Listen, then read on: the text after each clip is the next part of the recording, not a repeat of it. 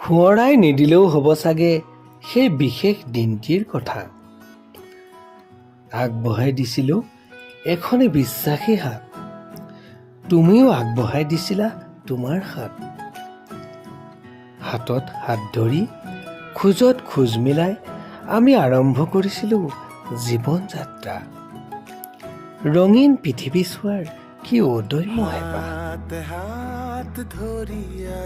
জীৱন পথত বহুতো কাল ধুমুহাই আৱৰি ধৰিছিল, কিন্তু সিও তচনচ হৈ গৈছিল প্ৰেমৰ বান্ধোনৰ কঠিন মুঠিত ঠেকা খাই।